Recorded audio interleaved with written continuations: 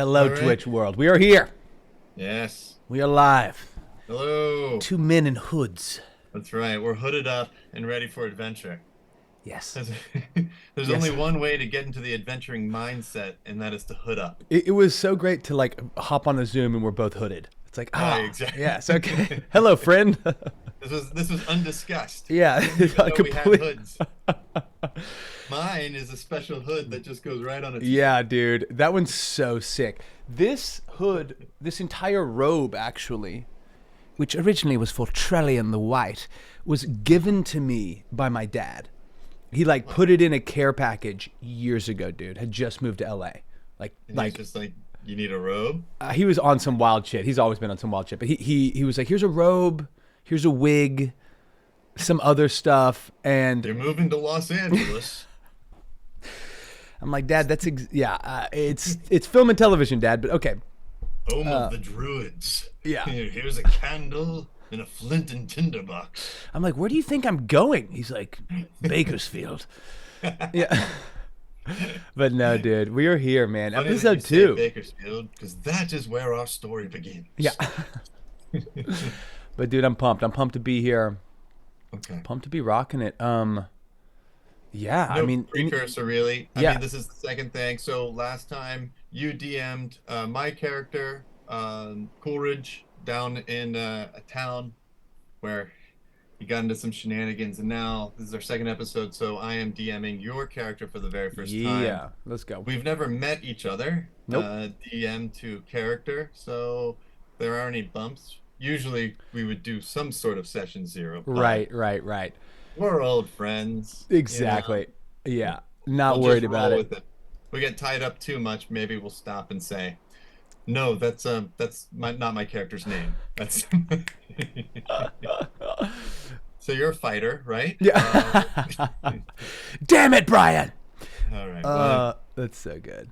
anything you want to say before we jump in? Man, I'm just like feeling so lucky to be playing D&D with you, man. Pumped to have some fun, and yeah, hope you guys enjoy it. Okay. All right.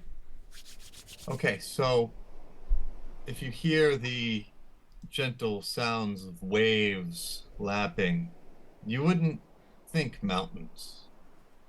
And you'd be correct.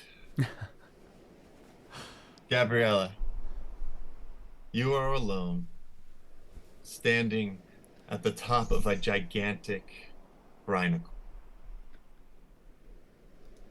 Oh, sorry. Let me just put something in the owlbear.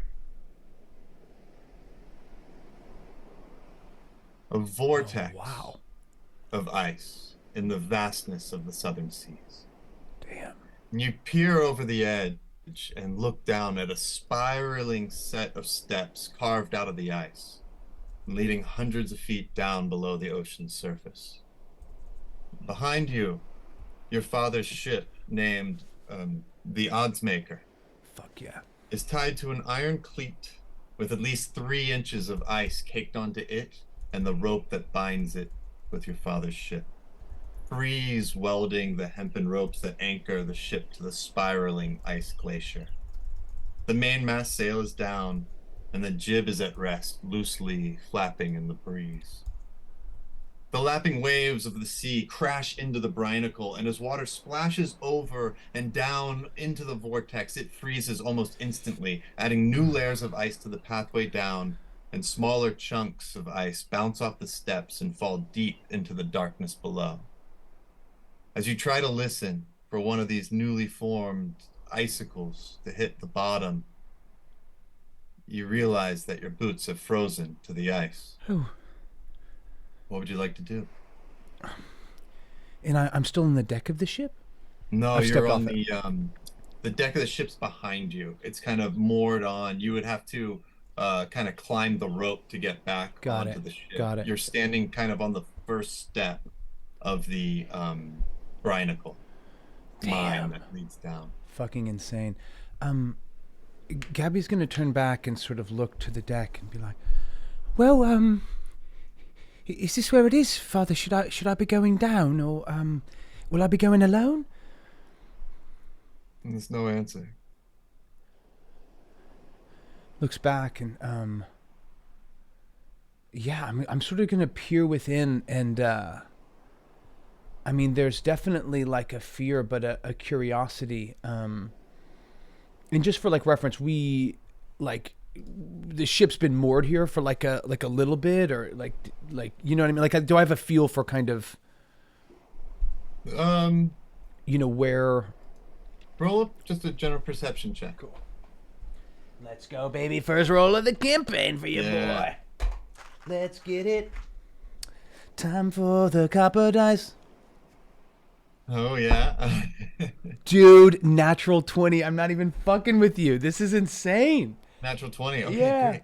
Uh, A yeah. feeling of isolation comes over you as you kind of call out, and you have to kind of turn your body, but your legs stay in place as you can see more water as it kind of seeps on and crawls over your boots as they kind of get even more stuck with every kind of passing moment.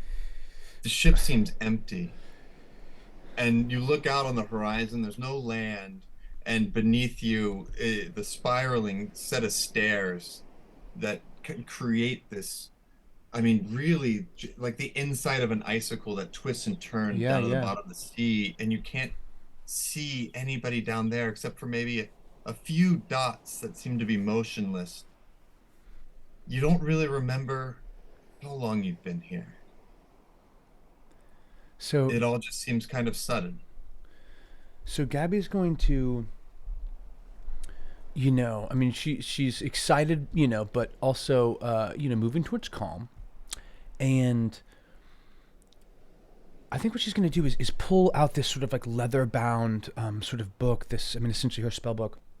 Go to the back. There's, about 25, 30 extra pages. And she's going to tear one out and write on it like, Papa, I went beneath into the Brinicle, ... See if the stories are true. And then XOXO, Gabby. And I'm just going to use a mage hand to, and if I need to walk back, I'll walk back. But I'm just going to use the mage hand to like sort of try to put it over and secure it beneath some of the mooring Sure. on the deck of the ship. And I think Yeah. I'm going to head down. Okay. As it kind of goes over, and you can see the mage hand can get above. It's like 20 feet, right? 30. 30. Okay, yeah. So it gets over to the top, and it's kind of the line of the rope leads to the back of the ship, where your father's cabin, the captain's cabin, is located. And you can definitely kind of drop it there. You feel as you try to take a step, your feet are stuck. Make a strength, Shit. make a athletics or acrobatics check. Oh, that's real bad. I'll go with acrobatics. That's a 9. 9. Yeah. You kind of pull out, and it takes a while as more ice kind of slides on, and as you go, you kind of trip and fall and bang, your knee kind of hits the ground. You put down your hand, and as you try to lift your hand is also stuck to the ice. Oh, fuck. As you Well, yeah, not ideal. I'm going to I mean, just try to pull myself loose. Oh shit! Ow, that's cold. Cold. And yeah, I'm gonna definitely try to pull my hands free first and stand all up right, if I make can. another, and the DC's getting more and more as the ice is now over your feet. Oh no, it's a and your 7. hand. Huh? 7. 7.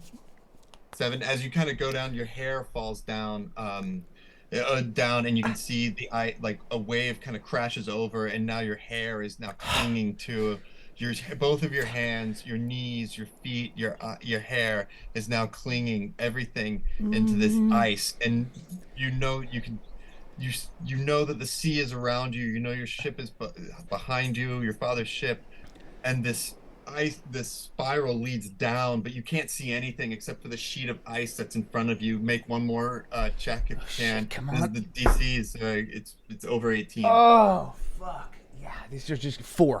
I'm so sorry. Four. Should have saved More that 20. ice now. Your wrists and arms, and you're starting to get really frozen now, and the Shit. pain begins to seep in.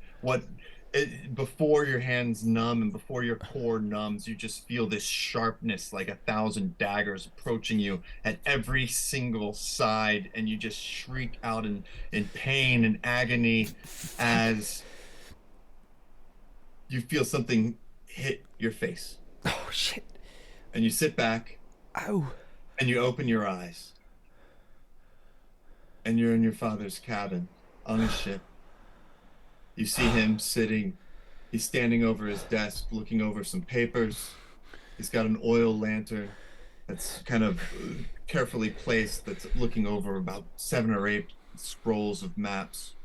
You look down, you see a little paper ball resting in your lap on top of a book that you were reading of the far-flung islands. Oh, wow. Your father said, "You're whining in your sleep again." Papa. And I'm going to put the book down and just like run to him. I mean, I know I'm like a little too old for that, but I'm really spooked. And I'm just going to sort of like rush to him and be like, I He kind of grabbed you, put his hand on you. dreamed I was being pulled beneath the brinicles into the sea. It was so cold. I couldn't move. It's terrifying. Bryn. You're all right now. We're in the northern seas, the hot seas. No barnacles here. You'll be fine. Yeah. Use your brain on something here. Look. And he kind of shows you. He's looking at a bunch of maps, and they're maps of the land encompassing the continent of your hometown, Pyrespun. Fuck yeah. And you kind of see, and he folds one back. One is current, what it looks like now, and you recognize all the towns along the coast and in the innerland. Some you visited, some you haven't. Some you have friends in, some you don't. As you peel back, it's a map from 50 years ago, and then 100 years ago, 200. Oh wow, there's Until multiple the last maps. map is over 1,000 years and Sick. very brittle. Careful, though. Yeah. Take a look. Tell me if you see what I see. And there's like a complete sort of change in focus in Gabby as, I mean, partly probably from the adrenaline of this sort of like weird like nap dream that, as we all know, can be even more terrifying and visceral. But as she's sort of plugged in now to like the pen and the papyrus, and more so tasked by her father, eager to be, of resource. And just a brief aside, Brian, this is such a sick map, dude. Yeah, I'm gonna gently like go to touch it and sort of smooth it out, but think better of it, not wanting to put any oil or contact, and instead summon my mage hand and smooth it out and really just look for differences, I guess, across the histories of these maps between the different versions. Sure. Give me a moment, Papa. Let me look. Take your time. Careful. And he's kind of, you see him watching your mage hand, and he's got this kind of, well, make an insight check. What is going on? That is a natural one. You're 4. so focused that A you 2. can kind of feel his presence there, but as you look, and this is kind of your thing, right? Like studying and looking over stuff. Now, since you got the natural one out of the way, make a history check, as you don't really notice anything as you're so clued in onto these maps. Okay, let's fucking go. That is a 23. And welcome, Atami. Get in here. As you peel them over, and go back about 600 years ago, you see the maps and the towns. They're in a different language, one you don't recognize. I mean, you recognize the script, but you don't know it. And the father, it's Galilean, the dead language. Oh. Paid any mind. But you notice that the names of the cities are all kind of in the same place. And the names change throughout the years, except for one. And that's the Tide Forest. Tide Forest always remains the same, as the Pyrespun used to be called the Wellspring, and different kind of names. It was the Galean, because at one point during the Catalayan kingdom, which is about 600 years ago. And as you keep going back, but the Tide Forest always remains the same. And you got a 23, right? Yeah. As you go back and you see the one that's 1,100 years, and you kind of creep. There's one map about 700 years ago, And the Tide Forest, it's off a little bit. Like it's moved latitude and longitude just a hair. And then it's back. Interesting. This could be a mistake of the map maker or something bigger. Interesting. You see it there, yeah. Yeah. The forest, she moves. It's like it's shifting, and you see, I'm not I'm not exactly sure. I'm sure I would see it, but yeah, in the span of less than 200 years, Papa, it moved there and it moved back. Hey, and it's still here.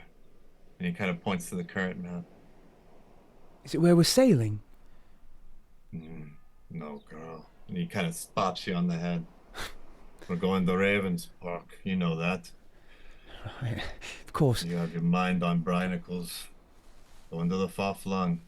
But when we return, I don't know. Had a good 2 years, but a boring 2 years. Trade paper for oils for rock, and rock for silks, and silks for more paper. It puts a man to sleep. Kind of dream for something more. Something more for you. I'm quite all right. I appreciate looking over these maps and, I don't know, trying to find a way to be helpful. What do we anticipate in Raven Rock? Is there anything I could prepare or look forward to? Well, and so you know that it's a merchant vessel, your father's ship. Sure. And when he's talking about, and the basic order of things is your town of Pirespun, there's a lot of forests around where they make paper, and the paper is very nice and valuable. They take that and they sell it across the sea for oil. They trade for oils and perfumes. They then take the perfumes down to the mountains and get ore. Wow. And now they take ore up to usually the outer trades, but now you're going further into Ravens Rock, where they make silks, these fine spider silks, which then you take back, trade for more paper, and so on and so forth. And that's kind of how you make your money. Yeah. This is why your father is so bored. But it makes his wife, your adopted mother, happy. Sure. Because it just is consistent and safe, and seems it is true the pirates would be bored to board you, there's no it's just these boring goods of trade that everyone needs but nobody wants. Well, right, but if they're willing to make all the stops, you can turn quite a profit if you know where to meet it and sort of make those margins work. Yeah, slowly, surely. How long does one have to live to make a profit? Anyhow, regardless of that, we won't be in Ravensport long, but I have a job for you. Of course. Do you remember my old friend Marcellus? Yeah. His wife Patricia, they had a daughter your age, and Janet, I think. Janet. And roll a history check. This is Sure. 15 years ago. Anything over a 10. Fuck yeah. 25. All right, 25. The daughter's name is Jacqueline. And you do remember this couple would come, and they were a little older than your father, and they would take your father. The three of them would go off for weeks at a time and leave you and Jacqueline and your mother, or your Sophia, My stepmother. Got it. Scarlett, your stepmother, and she would look after you. So you do remember Jacqueline very well. You kind of remember the parents. Sure. What can I do, Papa? What should I? They live on Ravens, somewhere in the grass hills or something like that. Anyway, I want you to deliver something for them. So tomorrow morning, I'll give you these things. I need you to find them, take them to them. I'll explain more. And maybe we have dinner with them or something. Of course, yeah. It's been so long. I'd love that. Of course, whatever you need me delivered, it shall be done. Good girl. Papa, can I ask? I didn't know, and I know part of it is just the ports and the inventory, but I was very, very much hoping to perhaps acquire some charcoal, and Well, I didn't know if it was possible. If I know sometimes when there's surplus, I'm allowed to trade it, but I didn't know. Well, I just didn't know if we were anticipating that. Oh, cool. Yeah. Take what you need. Talk to Felix. You should have some in the stalls. All right. You Thank know you. Felix is the first mate. Got it.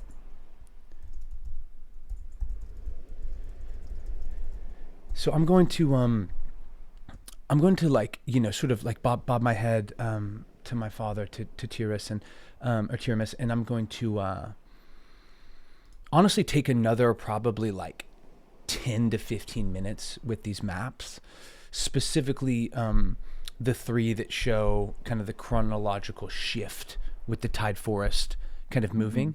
And Yeah. just quick question to the DM, I think Gabby would know this, but like the Tide Forest is kind of like east of Pyrespawn, right?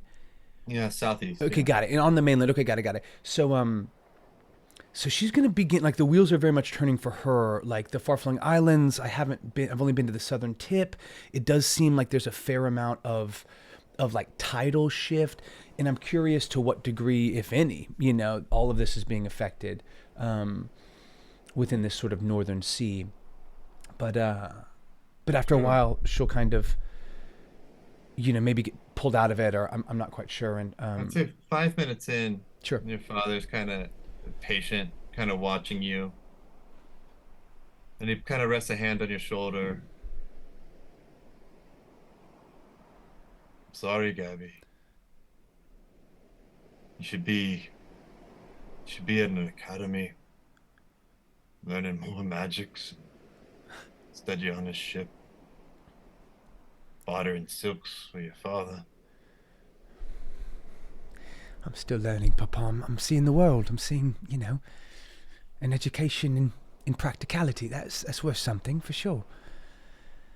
You're a sweet girl. I'll make it up to you, Gabby. I will. And Gabby's like always like, this is like, I mean, like these like especially like even like being in the cabin, even like being called over to look at something. These are like huge moments for her. Well, I can't wait for what's next. I'm gonna go bother Felix, I think, and I'll reach up and I'll just give my dad a peck on the cheek and sort of like a half curtsy and I'm gonna exit. I know that a lot of times Felix is kind of moving around like as the first mate, but I'm also not really sure what time it is. But As you open the door, it's nighttime. And as you open the door, a woman is standing there in front of you. A woman you know. Early 30s, pretty, skinny, with dark black hair kind of going over these like, bare, pale shoulders. And she's skinny except for this large mound that's in her belly. oh, As you know her as a Fiona. mm. Fiona. And she's pregnant. She is. Good evening, Lady Fiona. Good evening, Gabriella. Leaving? Yes. Oh, yeah, I was looking for Felix. Were you coming to call on my father? Yes. We have some business to talk to, that's all. Oh, well, of course. And Gabby's gonna give way, but definitely kind of clocks it. It's like, oh, the fuck's that about?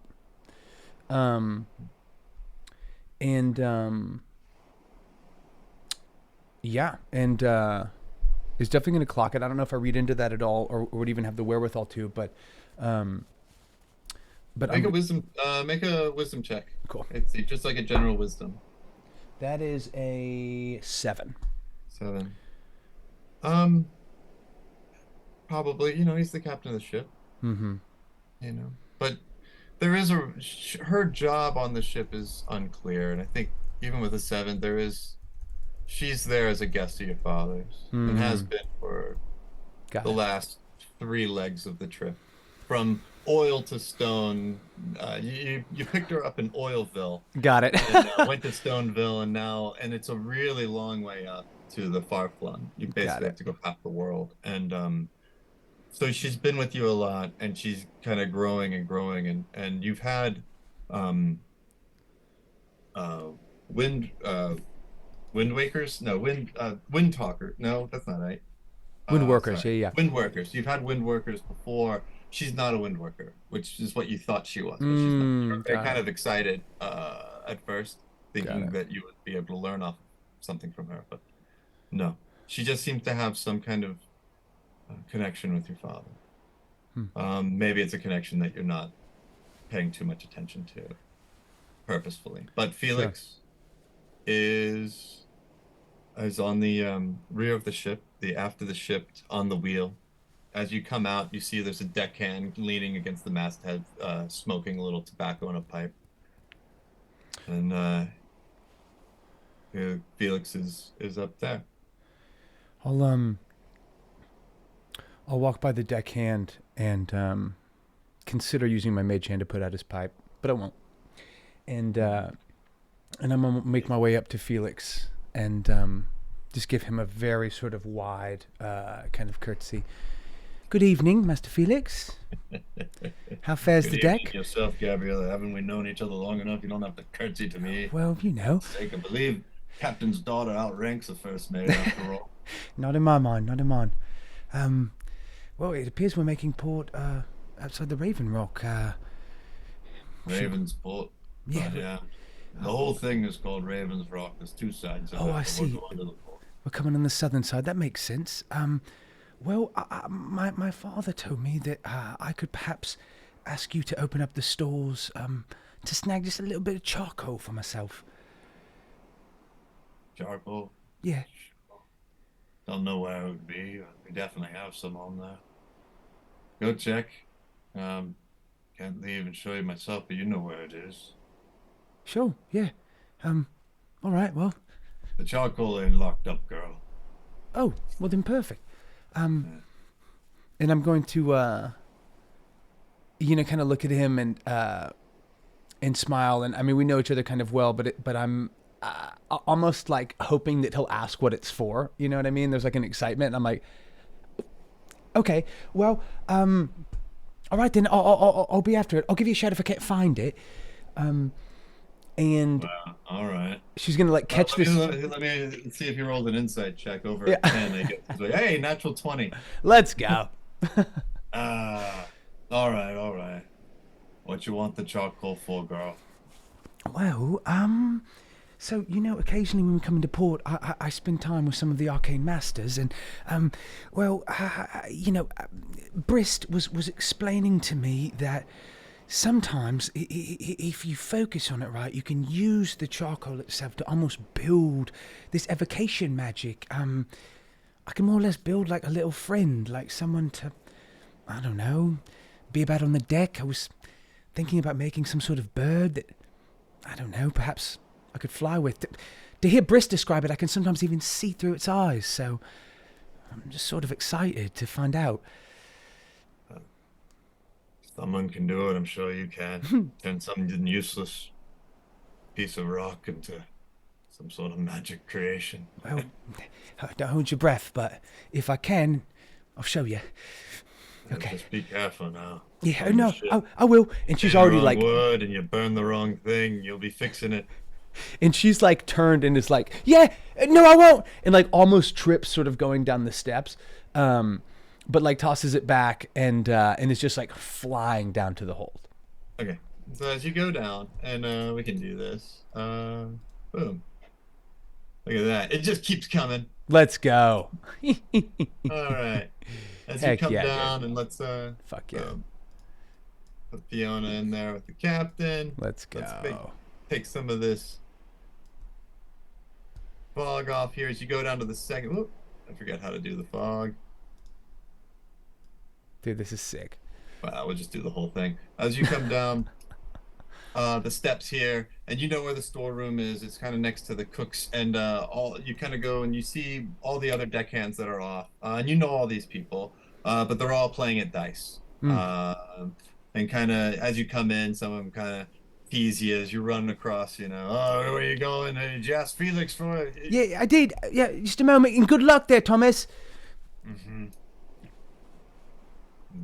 And yeah, so you go into the storeroom, make an investigation check. It's like it's mainly food stuffs that are here, but Fuck there's yeah. also some, other kind of things. So that is a 24. 24. Yeah, you've had your eye on it. You know where it is. It's away from the food. There's just some like kind of office supplies, stacks of kind of paper, scrolls, and some inks, quills, and then yes, some charcoal as well. Sweet, sweet, sweet, sweet. Um, so this is like such an amazing kind of moment of, I mean, Gabby's sort of just like taking a beat, like enjoying kind of a little bit of solace, surrounded by all these sort of, aspects of academia, even if it is in the hold of a ship. She's tempted to take some paper and ink, but won't because she didn't ask, and that's the type of person she is. And will instead just sort of root around. And as soon as she finds the charcoal, like how much is there, DM? I mean, not a ton. I don't really know how much you need, but I think if it's for kind of uh, drawing and etching, Mm, so it's that kind of thing, like for rubbings, got right? it.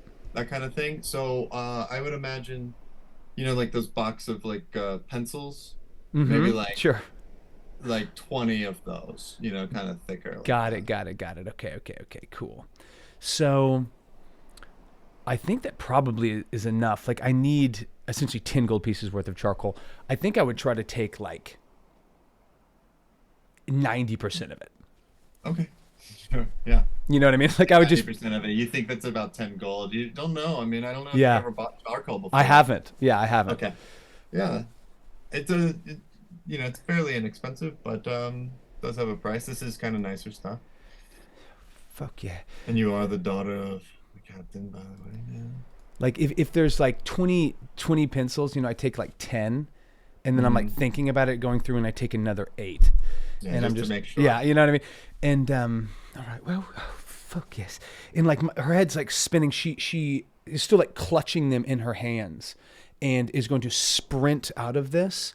And I think like have a quick moment of like she likes doing things under the sky, but like at night there's might not be enough space. So she's gonna rush back to whatever quarters she normally sleeps in. Sure. She's in this back room here. So these are kind of Felix has this one. The second mate the two larger ones are one is Felix, one is Fiona. The one immediately to your left as you come in is yours. There's the second mate and some other of the deckhands that are hanging out here playing.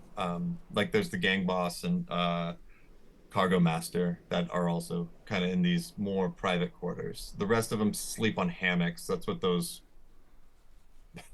Got you. I love horizontal that. parentheses are in the map. Love it. Well, I'm glad. There's a quick moment where I'm like, they look fun, but I don't know if I could sleep. And I'm gonna slam the door shut and do something she does quite regularly, which like has this string coming down to essentially like a wooden bowl that's like tied upside down, and she's just gonna reach and touch the bowl and cast light on it. And as she sort of sits beneath it, um, she's gonna take out these pencils and lay them in front of her in a semicircle, and right in front of it put another kind of shallow bowl. And on the side, it's sort of like almost like it's like the early stages of an IKEA construction. Okay. She's like got the charcoal out, she's got the bowl, and she's got this leather-bound book, and is sort of consulting everything. Like hasn't really started. Spends like Sure. way too much time like just moving Yeah. stuff around. No, no, the organization takes Yeah, forever. Yeah. like It's like she's had her like fourth cup of coffee and she's like 100%. It's I'm gonna get excitement. It's like the procrastination before you start something. uh Um, but eventually she's just like, okay, okay, I can do this. And she's going to begin to slowly like break apart the actual charcoal into this bowl. Okay. Feed it a small flame. She's not able to create it arcanely, but I mean, it probably would take her more than an hour. She's going to spend the next like 90 minutes slowly burning up this charcoal. Okay. And trying to, for the first time in her life, conjure a familiar. Okay. Since it's your first time, make an arcana check. Fuck yeah. 17. 17.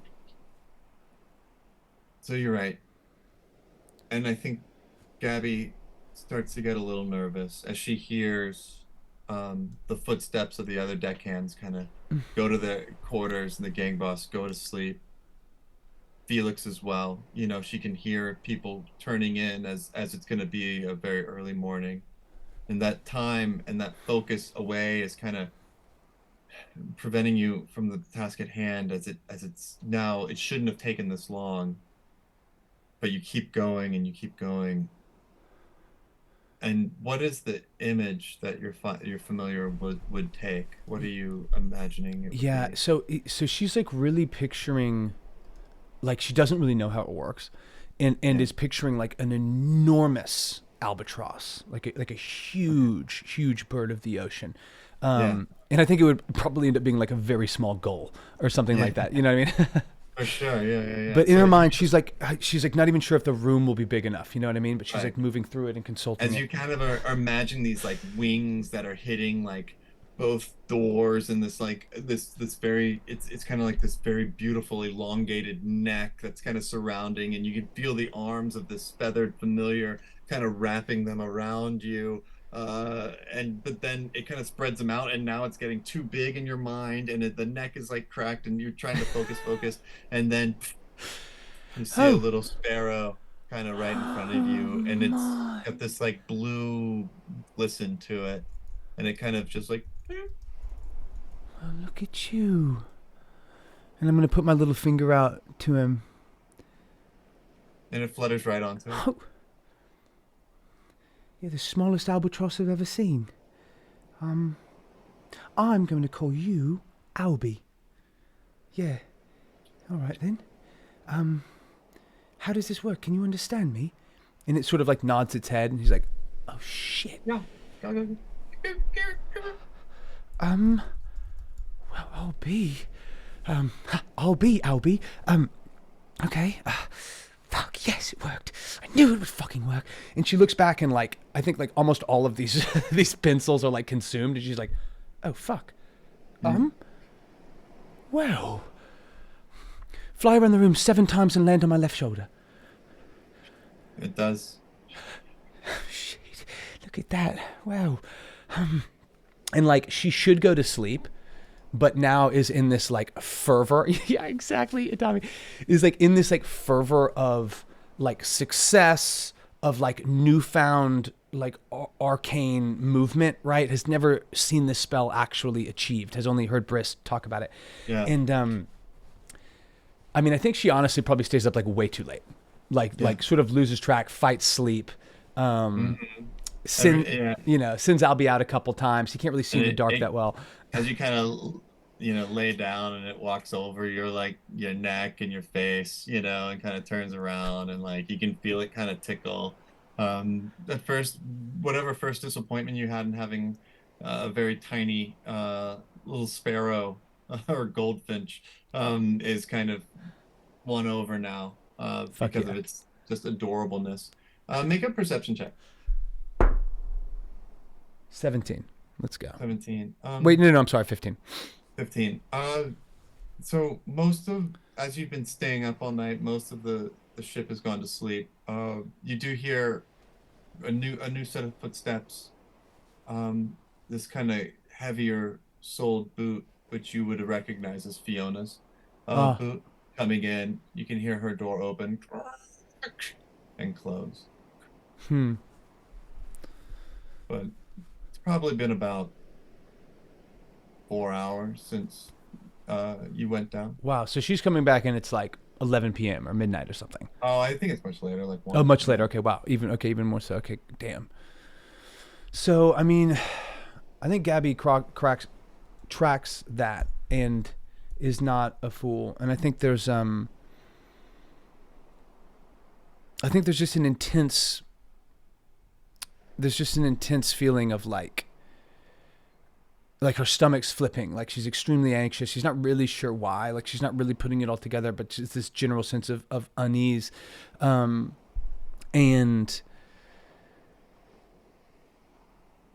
she's going to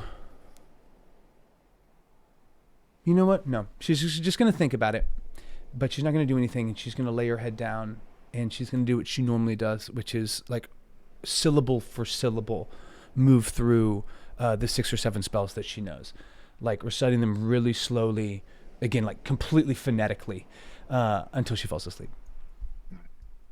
Very cool. Halfway through you doing this, there's a bang on your shared wall. Go to sleep, Gabby. Oh, sorry, Papa. No, different. Not your. Oh shit. It's just another day. It would be the gang boss, whose name is Aurelio. Got you. Sorry. Fuck, Yeah, Aurelio put can him be. over here. He needs his sleep. All right. And as you go to sleep, hearing the waves, you start imagining all the spells that you can cast, and perhaps as your mind begins to wander at all the future spells that you could cast that are beyond, when you open your eyes, the ship is stopped, Oh. and you hear sounds of a bustling port. Oh fuck me. People haggling, moving, barking out orders.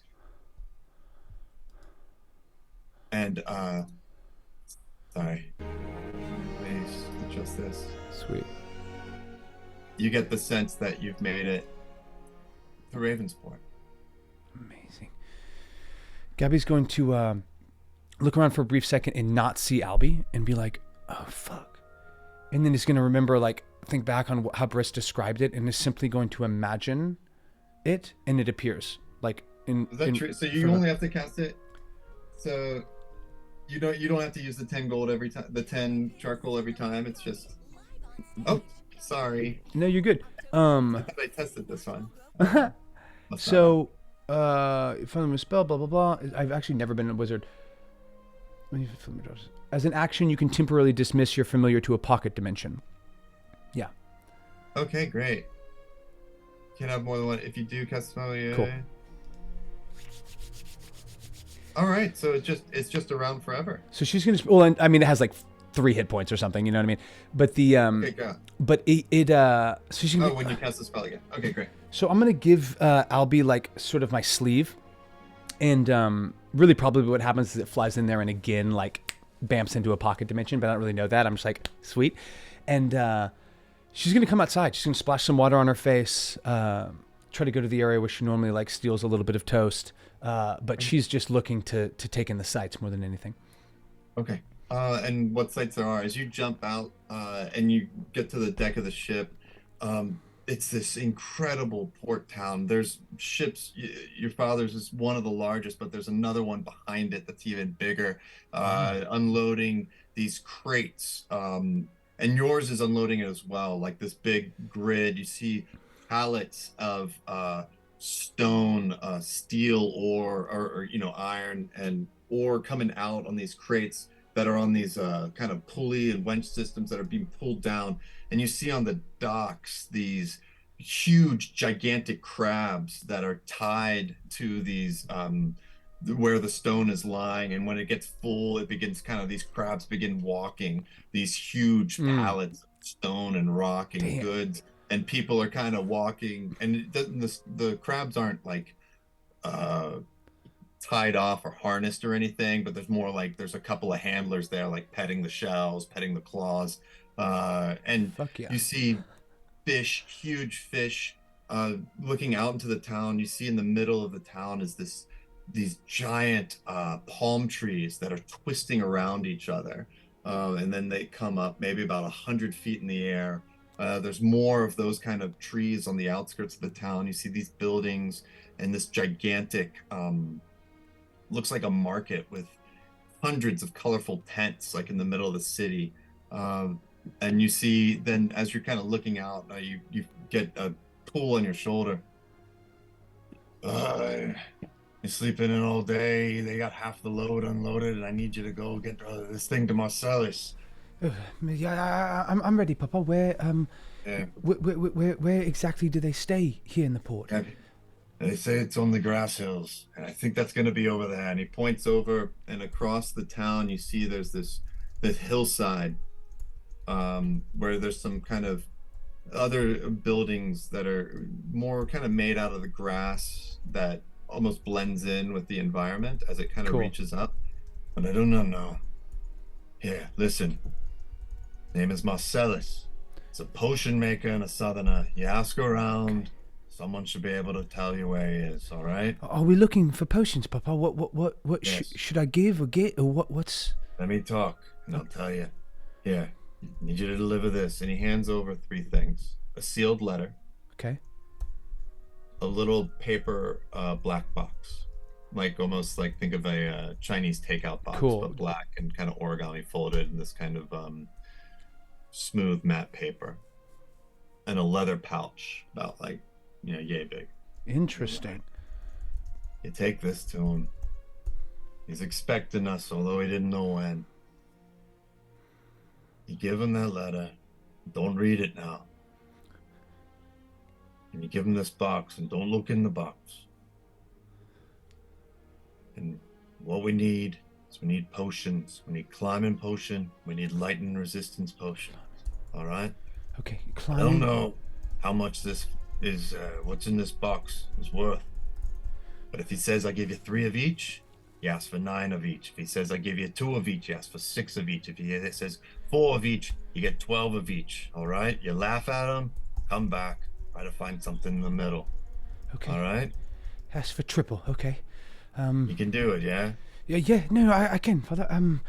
Should I? Are we going to be here in port for a couple of days or We leave in the morning. the morning? All right. Well, I'll be back before sunset. Yeah. All right. Yeah, and come back, see if he wants to have dinner. Him and his wife, his daughter. All right? Got it. Okay. Hey, Gabby, Yeah. be careful. This isn't the alternate trades. This is the far flung. It's different. Don't let anyone take you. And here, let me show you something. And he takes the box and the leather pouch. You can put a small amount of things in here and hide them. You see? And he puts it in, and it's gone. Like the pouch just disappears into the box. Yeah, the box disappears into the pouch. So you still see the Oh. pouch, but you can't see it. Wow. Now you think about it, and he reaches in, he pulls it out.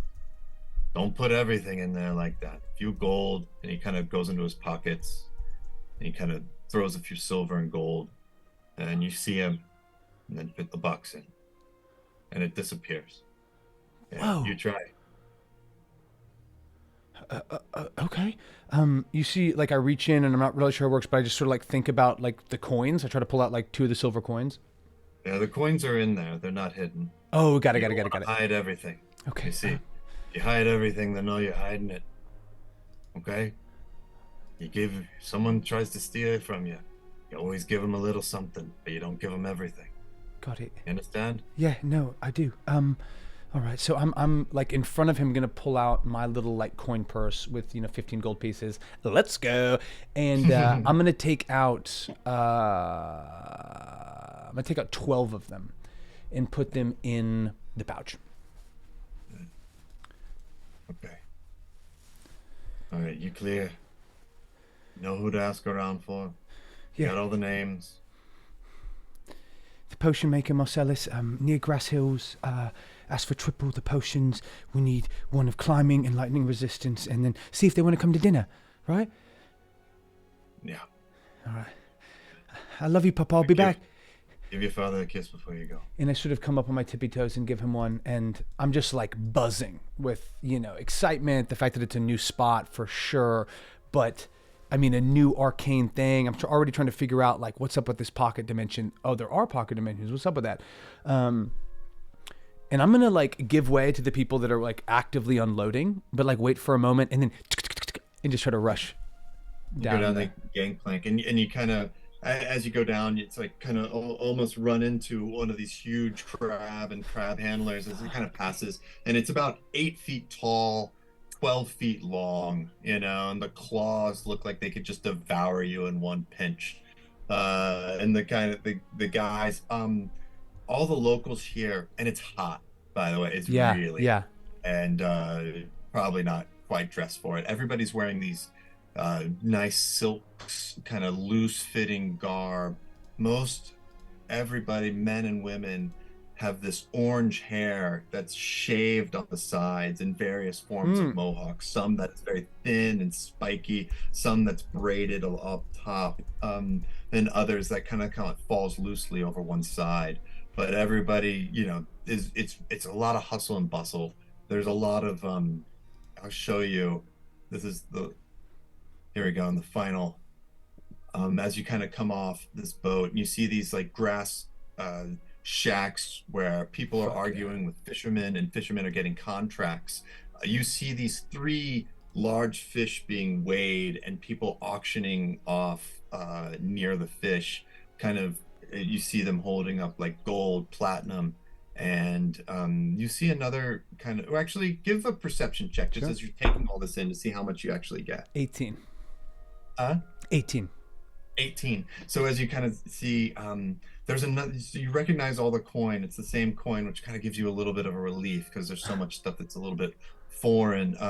But you see these people are trading, and one of them gets a little small, well, kind of a large pearl, about that big, and Huh. it's got a hole that's bored all the way through. And you see this man with he's kind of old man, but his hair is this bright red orange, and he blows through it, and it has this kind of like this soothing kind of sound, and he Huh. approves and takes it and kind of gives some copper and silver back, moves the fish, and you just see all this kind of commerce happen. Interesting. So you're standing basically on the docks here. You Cool. see, is the pointer working? Got it. Yeah, That's yeah, where I these got you. fish are being hung. These grass huts, that's where you see like people with contracts signing things over. This is where all the deals and the paperwork is kind of being made. Where would you like to go? Dang. So, like, I definitely go like 70 feet, right? And then I'm just like so kind of overwhelmed and kind of stimulated by the newness and the bustle, that she kind of takes a moment. Oh, fuck. I'm gonna look for like I'm looking for a woman vendor, and Okay. I'm essentially going to do two things. I'm going to open up my sleeve and sort of like give Albie his wings, sort of send him upward, and then I'm gonna just try to find like female fishmonger or somebody selling from an area that isn't actively trading, to go ask them about Grass Hill. Sure. So as you kind of walk a little bit further down, ooh, that's a little big. You see there's like you walk past this Coliseum type structure, like it's an arena. It seems to be empty at the moment. This kind of dirt sand, but in these uh, stands made out of wood and painted and such. And as you walk past that, you see from what you saw on the ship this spread of these tents and the food. You smell this like amazing food. These like baked fish and clams and salt, pepper, butter, and like coconut oils like simmering, and the smell is like incredible coming out from here. And as you kind of walk up, and give me an investigation check Sure. as you kind of look around, and also Albie's kind of looking around as I'm well I'm for really like rolling well now. That is a 22.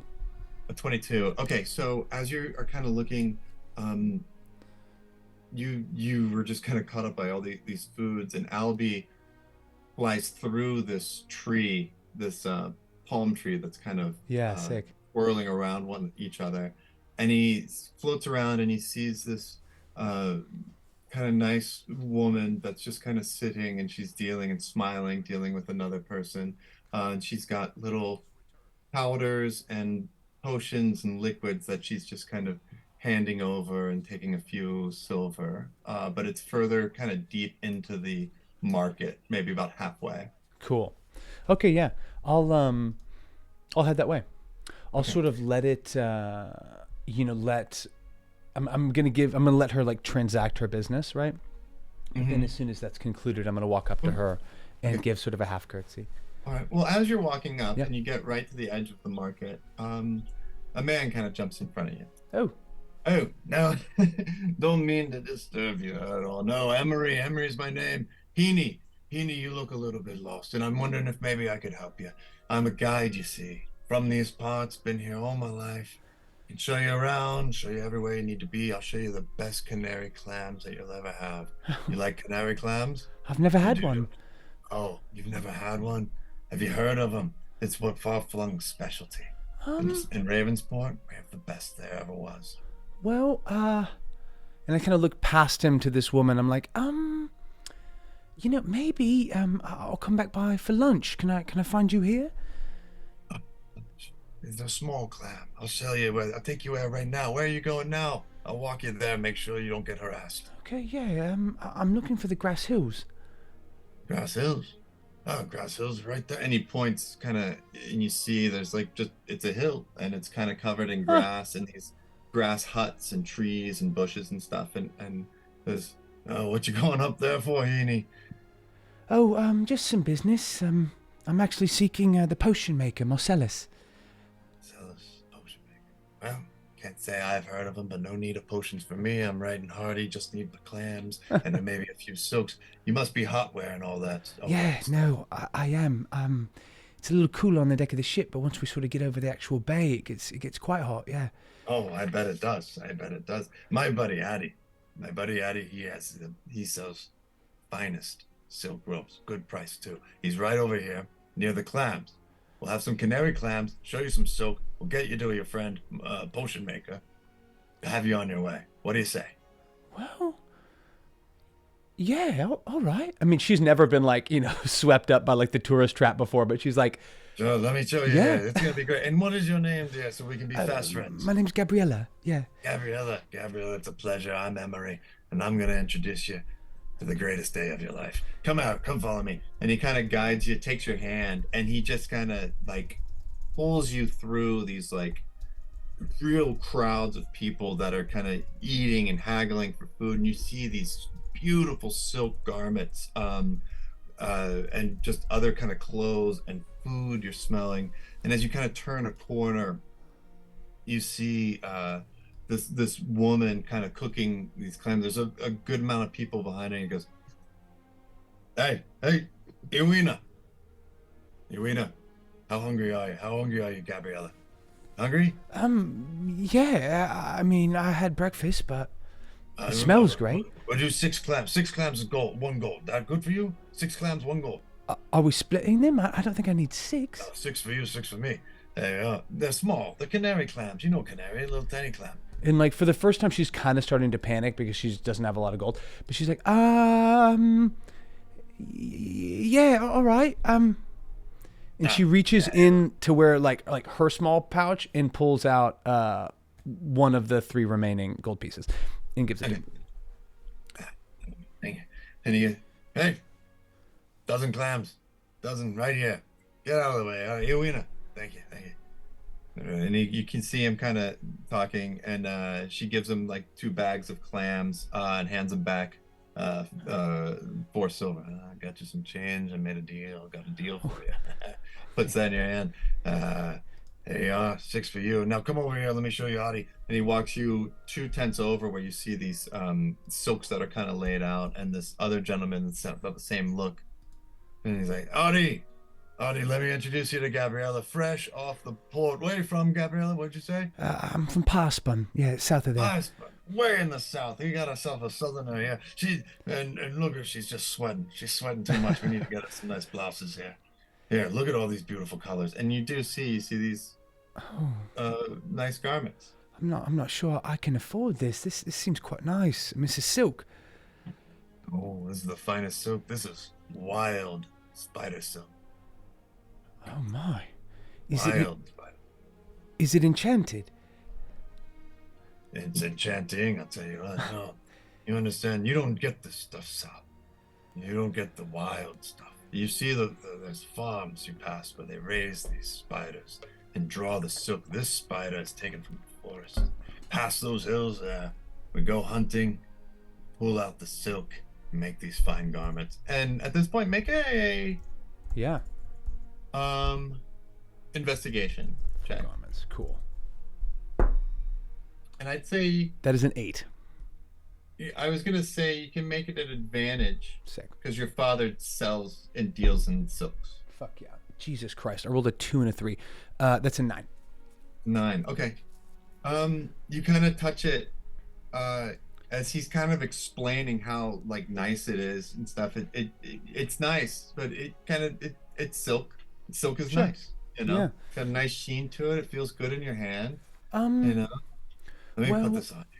There, and he just kind of takes this no, scarf. no, no, no, no, You no, ain't no, got a lot no. of money, but this Well, scarf will keep you cool. And he kind of wraps this turquoise scarf around your neck. and she like is like starting to kind of understand that she's been like waylaid a little bit, but she also like it feels really comfortable. She does like green quite a bit. Well, it is very cool. How much is it? Oh, it's one of my finest ones. A lot of emotional value tied to that. But it looks so good on you. Get rid of it for 7 gold pieces. Oh, well, I'm sure it's worth every ounce of gold, but I don't have 7 pieces. I only have 2. 2. Yeah. All right. And he kind of takes it off and kind of holds it in his hand. You know, I tell you, they make fun of me because of this, but this, once I've put it on you, I just feel terrible taking it off. How about I give it to you for 3 gold pieces? Oh, I'm taking it down. Oh, and like she's like her like the gears are working where she's like trying to weigh the cost of like exiting this exchange versus the cost of 3 gold pieces, and she's like she's also like extremely reticent to pull anything out in front of this guy, so she is going to she's going to pull out the 2 remaining gold pieces that she had separate, and she's going to pull out the 4 or 5 silver pieces that were returned to her.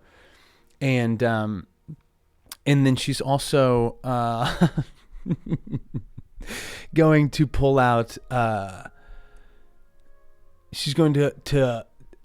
Okay, yeah. No, this is what she's going to do. She's going to pull out the 2 pieces of gold and the 5 pieces of silver and like put them together in her hand and be like, but well, I know that I'm still 6 pieces of silver short, but if you like, I could show you a magic trick, which you probably have never seen before in your life. And if you value experiences, it might be worth it.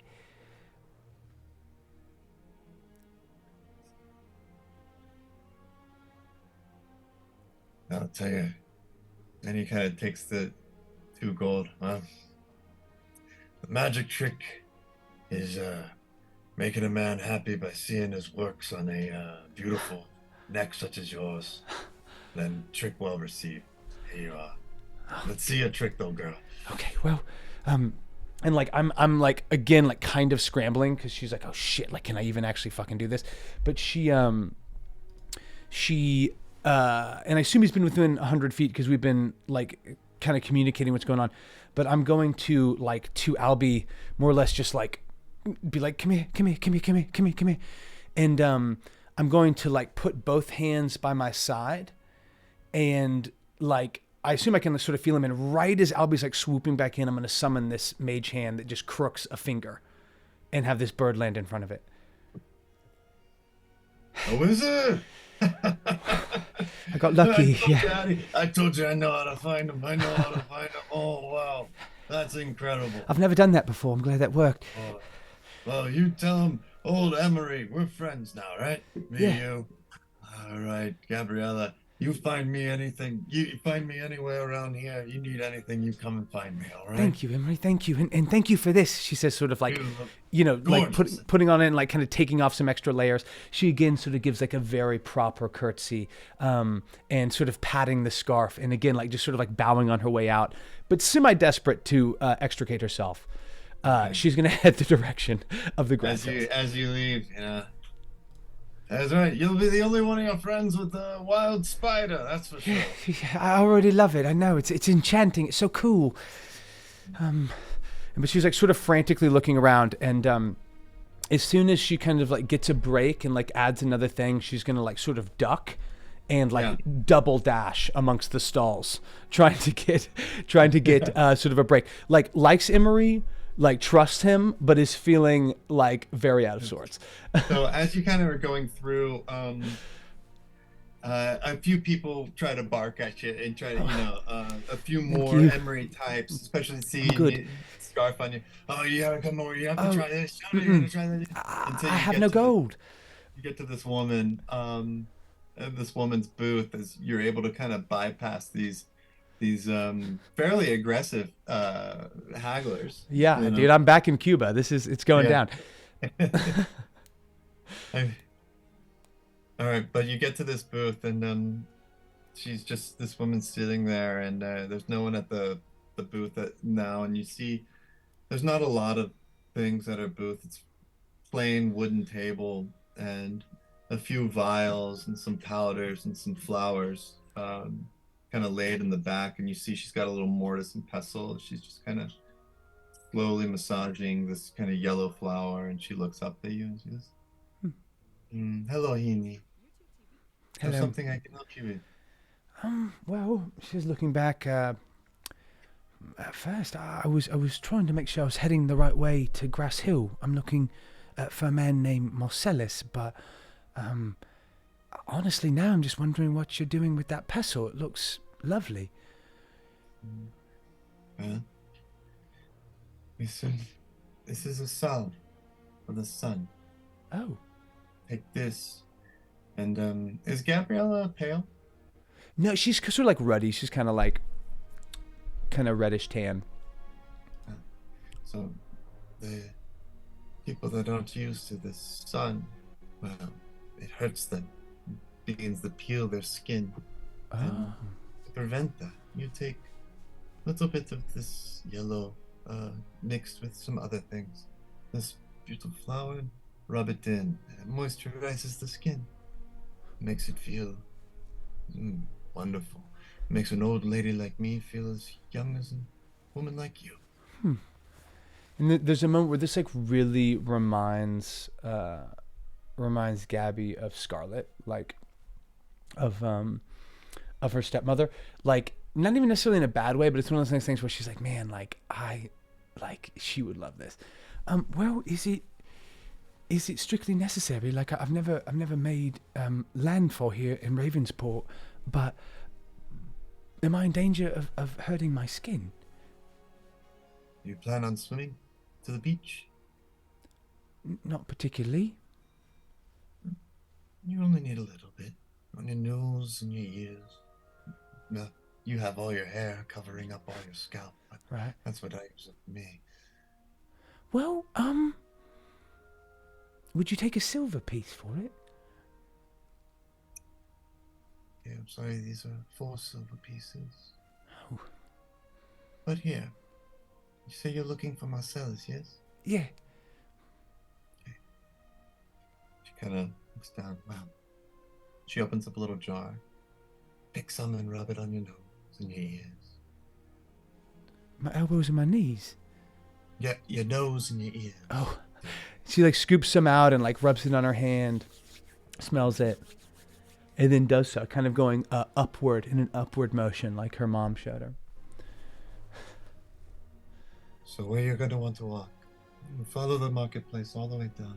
You'll see the village. When you get to the village, there'll be a pathway that goes to your right. Okay, yeah. And just stay on that pathway that switchbacks. Okay. And as soon as you get close up the grass hill, you'll see another one of the huts, but behind it, it's a large glass tower, a greenhouse. That is where Marcellus lives. Okay. Don't charge for the flower. But do tell him that his friend Rosie says hello. Okay. Thank you, Rosie. Thank you very much. It feels lovely on my skin, and well, I'm sure I'll see you again. We just made port, and we'll be here until the morrow. So, perhaps I can come by and return the favor. I'd like that. And Heaney, come here. As you go through the marketplace, hide the scarf. Oh, is it gauche? It sends a certain message to a certain people that you pay for things far beyond their value. And you see, like, she is like, Gabby's like truly crestfallen, like almost like kind of blushing, because she sort of like maybe felt that way, but it's kind of like a very real life lesson. It But is okay. yeah, It is okay. please It don't tell happens. my father. He'd be furious and embarrassed. He should know better. She puts her hand on yours and she says, "Come here, look. Do you see all the other Southerners?" And as you look, probably about 30% of Southerners. You can tell the difference because of the hair and just the general dress and such. And the differences between the silks that they're wearing, the one you're wearing, it has this really kind of bright sheen, like this Uh-huh. satin sheen. And then you see and you kind of feel the silk that's on Rosie, and it's pillow soft, feather Ooh, soft, like stuff you fuck. never touched before. And you deal in silks, but this is, and then you kind of look and you see all of them. It's almost like there's a mat, or it's not as Sure. uh yeah, it's not as flashy as the others, but there's this deep, rich color and texture to it. And also, you see this thing that was supposed to keep you cool is beating up in sweat, and it's actually making you hotter. And you see these other kind of people walking around that are named. Uh, this really tracks. She is smart but not wise. But she's putting it together, dude. She's putting it together. She's not a dunce. She realizes what happened, and she's choosing to see it as a learning experience. Well, well, don't be fooled by something twice. So thank you, Rosie. I owe you double now. She pulls the scarf off and hurriedly sort of wraps it up, puts it in her side satchel.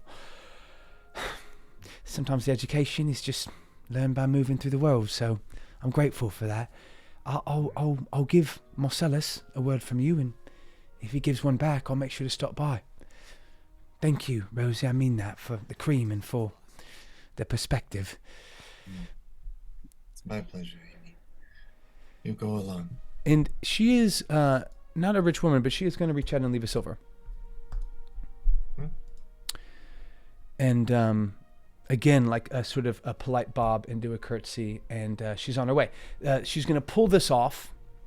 She's going to bring Albie back and sleeve him, and she's going to pull up the hood of the robes that she's wearing, and she's going to hastily make her way through the village looking for that path to the right.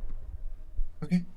So as you go down, and on the owlbear, I'll draw a little Cool. marker here. So you're going down this path here, and you come, and you see it verges to the right and to the left. And on the left, and there's a lot more vegetation than what the artist cared to render here. This is an official D&D map, by the way. This is from the book. Let's fucking go. I love it. Um, you see, uh, there's trees kind of in the way, but you can hear the crashing of the waves, and they sound pretty big. And you see and you hear this kind of laughter and this giggling, and above the tree line, maybe 30, 40 feet up, you see like the a scarf or some sort of fabric twirling in the air and snapping, and you see like the head, this kind of orange hair fluttering back until it goes down again. Like above the tree line? Yeah, the head kind of just peaks above the tree line until it goes down, as if somebody was on a trampoline of some sort and went high up into Interesting. the air. And like she can't help herself. She's going to sort of like kind of almost toss Albie out and send it that way. And I assume it's more than 100 feet away. But I'm once it reaches that point past like maybe 100 feet, 150, she's like not really sure how it works because she's like trying to be like, can you see? Do you see anything? And like she stops hearing anything, and she's gonna sort of like close her eyes and really concentrate. And as she opens them, she's now seeing through Albie's eyes, at least within 1,000 feet. Within 1,000 feet. Yeah. Okay, And so I don't know great. if that's far enough to get over there, but she's gonna. Yeah, yeah. I think 1,000 feet's good. Wait, so you're still kind of on the pathway, and I think you find a palm tree Yeah, to cool, put your totally. hand on, because there are people around, and But you Yeah. just kind of go, and this bird flies over, and there's more of these kind of twisted palms, and then there's also palms that are by themselves. And as you get over the beach, you see kind of a crowd of younger uh, um, islanders, and with different shade varieties of the red, orange hair. And you see this woman, a young woman, maybe your age, and a man, 25 or something, kind of both fairly muscular, and that they're kind of staring at the ocean. You see another person with a scarf, and he throws the scarf down as the two just start running towards the ocean. They start running, and they're very fast. And as they get about 10 feet from where the water breaks, they pull out these long ribbons of silk. And as they run across the surface of the water and don't sink. And as the waves are pretty large, 5 feet, 6 feet, they run up the crest of the wave right before it Damn. breaks. And as it breaks, they bounce and bound into the air about 30, 40 feet. And when they get to a peak, and their ribbons are these silk kind of ribbons are twirling in the air, they snap them at each other um, like whips, just on the way down. Let's see who wins. I fucking love Oh my god, it's a tie. So the whips, they kind of like got bound together, and the two toil up, and then they fall into the ocean. And everyone kind of laughs and goes running out as two more people kind of get on the beach to do the same thing. it. Damn. Two young people. And I'm looking at it. I'm like, and she's like leaning on this thing, but like seeing through Albie, and it's exhilarating enough, this like feeling of flight, of sort of like being in the air, but watching these people sort of bound up, particularly after like running across the surface of the water. I think she's just like stunned, like is trying to put it together, presumes there is some sort of magic involved. And after a moment, she's like, starts to take a step and realizes that she's like seeing through her familiar's eyes and is effectively blind, and stops and like blinks her eyes open and is back on this path. No, I've dallied enough. You see her sort of still looking and like wanting to go, but shaking her head and calling Albie back and turning away from the beach, back to this path to the right. All right. And as you kind of go and you start walking up the path to the right, as the elevation starts to get a little bit more and more, you come to another break in the path. You walk past all these huts, and these are kind of domiciles where you see living quarters, and they're large, well constructed, with the palm leaves kind of woven together above, and this red clay that's kind of built. And you can see into a few out of curiosity, and you see there's people making food outside. The clams that you had down in the marketplace, you kind of walk past people making them here, and they smell even better. The butter looks like even more clarified. Oh, and let's get it. oh, and by the way, the clams were fantastic. Good. Some of the best that you've ever had in your life. You've never had canary clams. Perhaps they're better in the city, but you don't know. Yeah. Supposedly, you had the best. So, but you just kind of walk, and as you kind of walk deeper and deeper into this village, you get a few people kind of looking at you, and then returning to their things. Some with general smiles, some not so much. And you get to, and do you want to kind of continue to curl up the grasslands? She pointed kind of midway up the grasslands. Yeah, I think so. I mean, I think like the type of person Gabriella is like she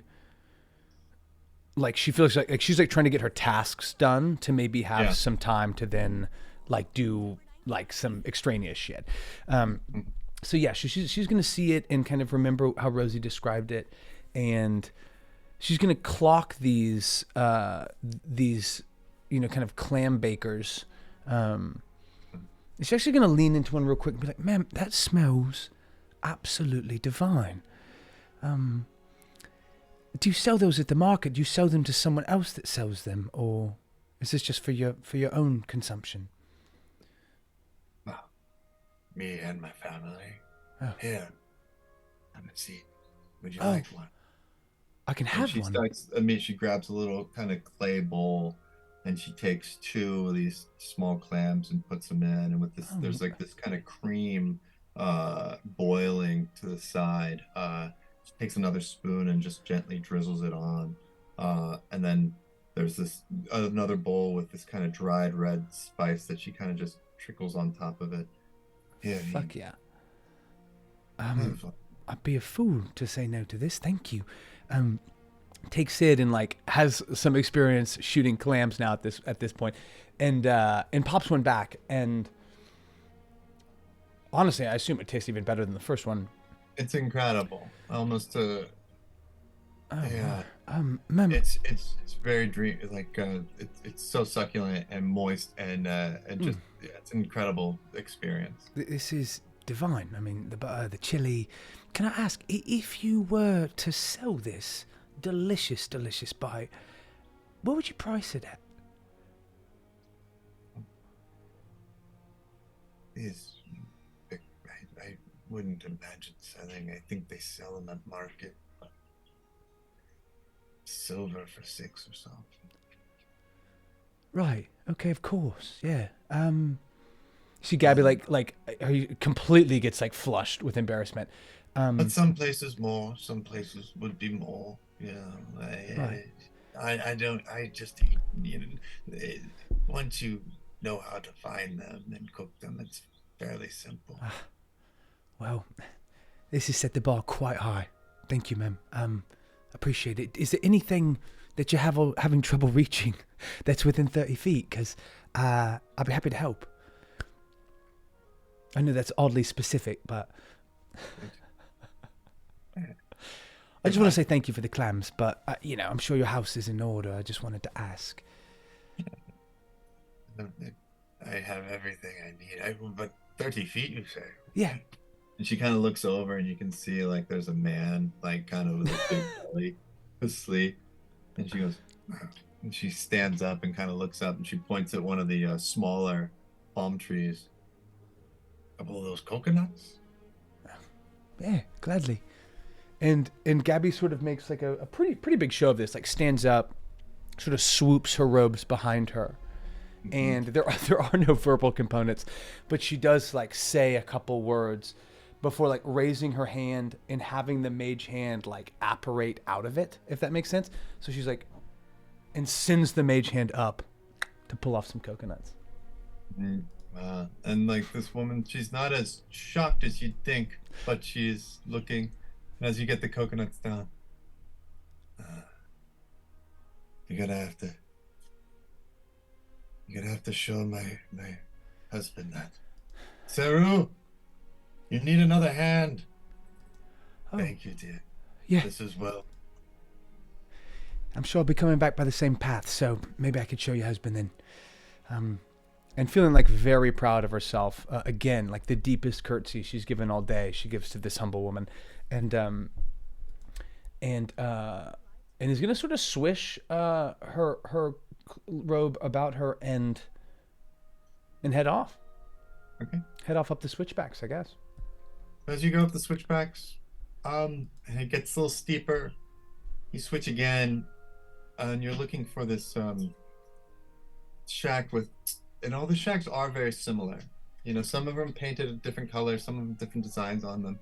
And you come to one, you see the path get a little smaller through the grass. It doesn't seem to be treaded very much, but you see the very tip of a glass tower, like this green kind of glass that stretches maybe 25 feet in the air. When all these grass huts are maybe about 15 feet, so like 10 feet more than that. Perfect. Okay. Well, there we are. I'm gonna sort of like, take like, I'm not gonna like bushwhack, but I'll just start taking the most direct route to that glass tower. I mean, it's like a deer trail. It's not Cool. You don't need a machete. Cool. But after a few minutes, and this whole kind of process getting up this hill is taking a bit. It's fairly long ways. I'd say 45 minutes or so. Cool. To get up the hill, and you see a house, and it's built very much like the other ones with the same leaf structure on top.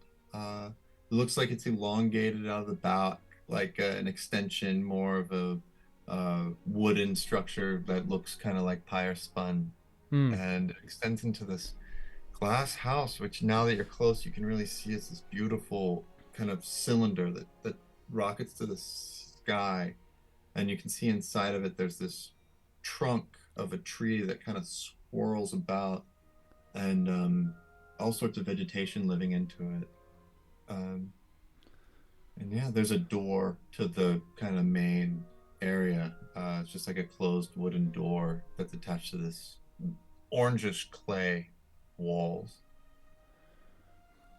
So she's gonna take this in and sort of like look around, and is honestly probably like most excited to see Jacqueline, but is going to, yeah, just sort of taking a beat and taking a moment with it. And I think seeing those trees, especially sort of like worked into the framework of this home, um, without really meaning to, it kind of like brings her back to that Brinical dream, and sort of examining those maps with the differences in the tide forest, that interaction between sea and land. Um, and then she's gonna knock on the door. So you knock. Doesn't seem to be much of an answer. You don't hear anything. Hello? From your side, you hear a voice. Is there something I can help you with, young lady? You Oh, see this old man, white hair. He's got this basket attached to his back. It's got some leaves and flowers and lavender, kind of some wilds kind of hanging out. Shaggy little goatee. well met, master. I was looking for Marcellus, the potion maker. Well, are you looking for Marcellus or the potion maker? Oh, I thought they were one and the same. I don't know. I reckon both. They are, except for one difference. Marcellus is about to have tea, and the potion maker is on a tea break. You see her just like really, truly enjoy this. She's like, well, sounds like I was right on time. Um, my name is Gabriella. I'm Tiramis's daughter. I believe you know me. I know your daughter Jacqueline and your wife Patricia. Gabriella, yes, yes. Your father did send word, but I didn't believe it. Your father says a lot of things. Yeah, he does. It's a pleasure. Well, come in and have tea with an old man. Where is your father?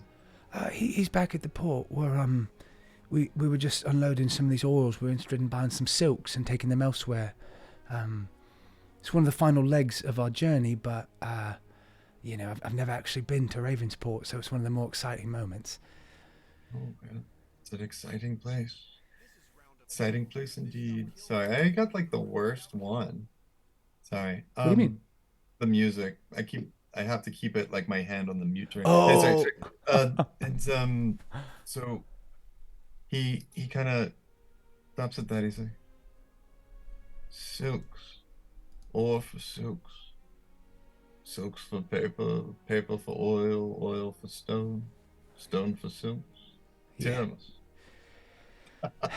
I mean, it's how he sees the world, you know. How time changes. That must be driving him mad. Mm. Wait, what? Oops. What part? The trading? Yes. Your Oh, father's a spirited individual. yeah. I imagine anything as mundane as that in the same places must get a little taxing for him, but good for him. It's good to settle down. And as you enter, make a perception check. Damn, fuck yeah. That is a 20. 20. As you kind of enter, it as the outside looked very similar to these other huts, the inside is a little different. It has more furniture that you're accustomed to, chairs, tables, and racks. You see there's paintings and sculptures kind of in every nook and cranny that there can be. Cool. And you see this one that's fairly large, and it's a beautiful painting. You recognize the woman in it as Patricia, tending like flowers, and it's really well crafted and well done. And as you see that, and you look at this man, he's much older than you expected. He's older than your father, but he looks old. Yeah, yeah. You know, and you don't remember him as being old. Anyway, it's just Yeah, time. It has been about 15 years. It has been quite some time. And he starts a little fire and has a tea kettle on it, grabs two glass cups and such, and starts beginning to make tea. And DM, just, and I'll let me know if I need to roll for it, but I 15 years is a long time. We were, childhood friends, Jacqueline and I imagine. And, but do I get the feel that it is that he's just been living a rough life? You know what I mean? Or is there something beyond that? I mean, does he look like inappropriately aged? Make an insight check. Okay, cool. Yes. 15. It could be that you're remembering it as like a 6-year-old. You're remembering him as a 6-year-old, and it's like how you remember your father, and how every once in a while you see your father, little flakes of gray that are in his black beard. Sometimes he's slow to get out of chairs, and these little moments of age that come out when he gets older that don't make sense to you because he is the strongest man alive. And I think this person was also in that respect. And so it's hard to tell if it's just your grasp of time is different, or if he's been somehow supernaturally kind of charged. I think your mind tends to go like, has something happened? Yeah. And it could be that, but it seems advanced. Got it. Yeah, but you're not sure of either. Cool. So I look at that and I'm like, did you paint that of your wife? No, I don't have any skill in that matter. That's Jacqueline. Ah, it's lovely. All of this is, and he kind of points all the sculptures, and there's like, wow, really interesting. There's sculptures of ships, crabs. You see a sculpture of like a huge spider, and trees like that are intersecting. And there's one of Patricia as well, one of Marcellus. She's you two, I think, were played together. But she is out in Yibs studying at the Art Academy. Oh, well, good for her. Near 2 years now. Ah, that's amazing. I'm so happy to hear that she's going there to paint. Yes. Wow. Sculpture. I think her talents lie in sculpture mainly, but if I said that to her, she would just stop painting for 6 months and wouldn't touch a drop of clay. Yeah. You gotta let, the root grow where it grows. Well, Marcellus, I had hoped to see Jacqueline, but I am extremely pleased to hear that she's doing well. She's following her passions. And I do appreciate the tea very much. I am here with my father. The odds maker has made port, as mentioned, and we were hoping to purchase several, but 2 types of very specific potions. Might I describe them to you? Yes, please. Well, as they were sort of explained to me, and partially to like, she's totally trying to show off, but be like casual. She doesn't want it to be obvious or gaudy, but almost like she's distracted. She's taking a sip of the tea and puts it back, and then the next sip comes up with this mage hand, and she's like, Well, we were looking for a potion of climbing, and also a potion of lightning resistance. So, obviously on a budget here, but as old friends, want to make sure that you're sorted if that's something that you can make. But I didn't know. Something I have. Oh, Yeah. well, perfect. Easily done. How many do you have? Well, the ones I have, I can easily make more. That's what was he expecting to? So quite expensive, these potions. Oh, are they? Well, first things first, and she's gonna pull out. I can't remember if I put the letter in the leather pouch, but she's gonna pull out the leather pouch, open it. Like, she was curious, but at no point was she anywhere close to like opening this letter or opening this box. Like, such is sort of the level of rapport and chasing of her father's opinion. But she's gonna pull out the leather pouch and pull out the black paper box and set it like on the kind of tray with the tea, and then she's gonna pull out a letter and hand it to him. Both of these are from my father, Tiramus, and well, in terms of cost, I have no doubt that they are expensive. I'm not sure exactly what we're looking at, but just let me know, and if I don't have it, I'll take it back to him. We'll see what we can do. But he wanted me to give you these, and also to invite you to supper if you're free this evening. Supper would be lovely. And he holds the note in the box, and he kind of. I've always looked at the gift before reading the note. It makes sense, yeah. Opens it up. And he looks inside. And do I see what's in there? He pulls it out. And it's a flower. Burnt orange. That's what's in the box. Cool. Do you know what this is? It looks like a lovely flower, but I don't think I've ever seen that before.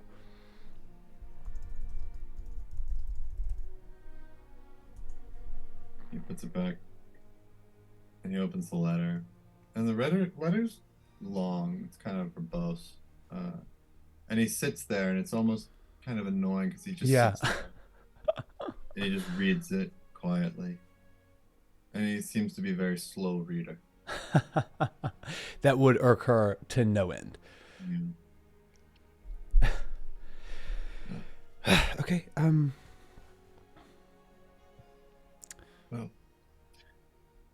I suppose.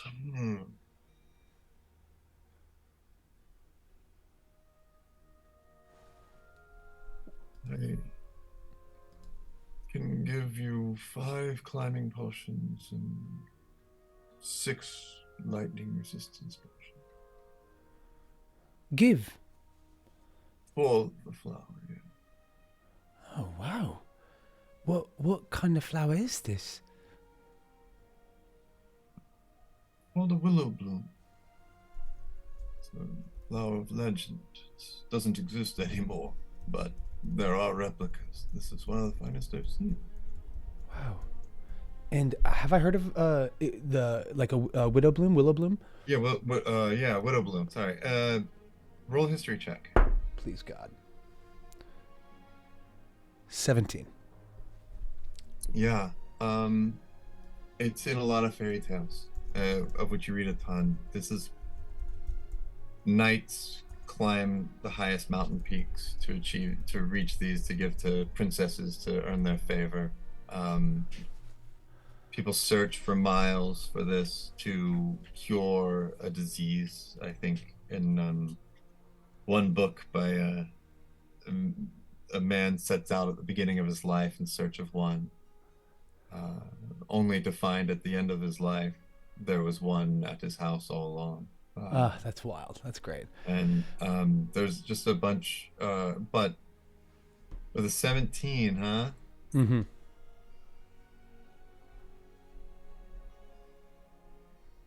Yeah, a 17 is enough. Where you There's also they're tied to the Tide Forest, Hmm. where more non-fantasy fairy tale books, more scientific, more historical books would account for it.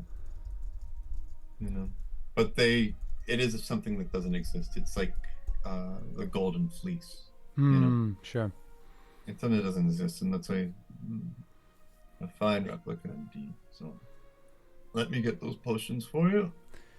Of course. And I think there's like this moment where like it doesn't feel like what she's about to do doesn't like feel right. Like it doesn't feel like appropriate and in the moment. She's like a very sort of polite and soft spoken person. But she'll be damned if she doesn't follow her dad's instructions to the T. And so she's like, Marcellus, thank you. Is it possible to get 10 potions of climbing and 12 potions of lightning resistance? I believe those were the numbers I was given. Is that it all within the realm of options? I almost didn't believe you were of Tiramis line. Of course, 10 and 11 it is. You said 10 and 11 or 10 and 12? 10 and 12, please. And he goes into the back. Fuck yeah. He comes back out, and he's got some kind of supplies. And where the tea was, he begins kind of putting some kind of flowers together and some different spices. This is what I have ready now. Well, it'll take a few hours for me to get the rest. Of course. Well, why don't you do what needs doing, and perhaps you could meet us, an hour or two before sunset down at the docks and dine with us on the Odds Maker. Perhaps that would be lovely. Unless, of course, I'd be happy to wait here, and an hour's no time at all. Yes. You seem like a curious girl. This may take some time, but have a stroll in my greenhouse. I'm very proud of it. Look around, see if you can identify any of those flowers in there. I would love that. Yeah. So you go in there? Yeah. Make an investigation check. Cool. Dude, I got all those bad rolls out of the way. 16 plus 6, that's a 22. Okay. It's this wild, amazing. It looks like almost wild, and the trunk of this tree that kind of wraps. It's like it's cultivated, but it's perfectly done so in a way. And the growth of it is incredible, and the ease of which you can kind of walk, and how the vines and moss have kind of laid themselves on top. It's very stable, and as you go up, the different flowers change according to how high you get. 5 feet, there's this flower. 11, there's a different one, and different petals in different areas, and different herbs, and all sorts of. It seems like there must be 120, 300 species of flowers and vegetation that are growing here. Everything very meticulously cultivated, and you see there's at the base of the tree there's a little workbench with just a bunch of little clippers of different sizes, like scissors, snippers that are this long, snippers that are just a hair inch longer. You see the specificity, and it reminds you of Brist in a way, the specificity of spells, and how this alchemist or this apothecary, the same amount of detail, the same amount of exactness seems to be in each thing. That's cool. But it's kind of, time goes by, and he kind of taps you on the shoulder. Has it been an hour already? Oh, a little over. I'm sorry. I'm a little well, my hands don't work quite as fast as they used to. Don't be troubled. It felt like just a moment walking around. It's such a beautiful greenhouse. Your attention to detail and I mean, I feel like you don't just have green thumbs, you have whole green hands, Mr. Marcellus. It's beautiful. You're very kind. Flattery will get you everywhere. Well, Me. I meant it. Take this to your father, and I will see you on the docks for supper. And All right, hurry though, sun will be down shortly. of course. Hard to get down the mountain. Will your wife be joining us? Well, I'm afraid when Jacqueline went off to art school, my wife, well, she wanted to continue her own adventures. It's just me alone, my plans. And such is the life when you surround yourself with ambitious and powerful women. I see. And this definitely like resonates with her. She feels immense pity and empathy for this man, but doesn't want to embarrass him by sort of showing that. Perhaps it's the start of your own adventure as well. I thank you, Mr. Marcellus. I appreciate it, and I'll look for you at the docks. I'll see you soon. All right. Be safe, girl. And you know, I'm DM. I feel like over the course of that hour, I would have once or twice ritually cast Identify on some of these flowers. Okay. More just seeing, like, are they magical? You know what I mean? Like, I've heard so much about the Widow Bloom, and seeing one, I've heard it, like, I mean, you know, but all over the spectrum, sort of like hearing about unicorns and then seeing one dissected. It's quite different. You get a sense that the large tree, the trunk that wraps around in the inside of this glass, that you get a sense that that is tainted with magic. Tainted might be the wrong word, but maybe like laced to kind of help it grow in that shape and also grow at the speed as you kind of feel now that you can see that it's magic. Like, it's fairly young, you know, maybe 10 years, and that's not enough time for this tree to grow. Down below, the tools are all magical. Wow. The snippers, the vials, everything has a tinge of magic to it. Okay. But none of the plants are nature, and I think that let that sink in a little bit, you know. Yeah. From your understanding of the weave, I think that would make some sense, you know. I think Briss might have taught you that but magic is in everything. Got it. But these flowers aren't inherently magical.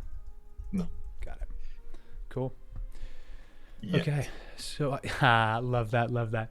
So I'm going to I'm gonna be like, okay, yeah, well, thank you so much, Mr. Marcellus. I'll see you at supper, and I appreciate it. And she's again gonna give sort of a polite bob and, you know, head back the way she came. I think she. What time is it, DM? Like, is it like? Getting into the evening. Cool. Knowing how long it took you to get here, you probably would be getting back about sunset. Okay, sick. Then, because of that, and not wanting to dilly-dally, I will return the way I came.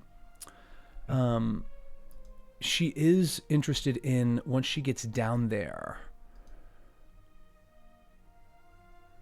seeing if those people are still at the beach.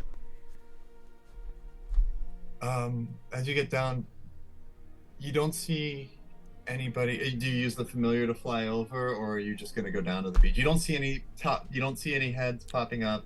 You don't hear laughter as much because you hear music. You hear drums, strings, that kind of thing. It's a kind of very rhythmic dance, almost like a polka kind of going on. Let's go. Hike those skirts up. Yeah.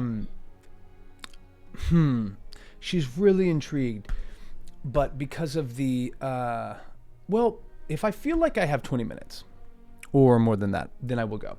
If it feels like it's like, you know, moving towards darkness, she would not risk that. Sure. You know, yeah, you can sure. Run, right? Sure. Yeah, fuck it. She'll bring out Albie and have him just on her shoulder, and is then going to walk down to the beach and closer to the sound of this music. Okay. As you get down there, you see it's mainly young islanders, and they're kind of dancing around. They've made a fire on the beach. They're dancing with each other. Some people are dancing by themselves. Others are playing music, talking, laughing, drinking, eating. You see them kind of eating these same kind of canary clams. Couple of guys with nets down, like catching some and putting, right on the fire. But it seems to be this community of maybe 25 younger, ranging from like 13, 12 being the youngest to mid 20s being the oldest.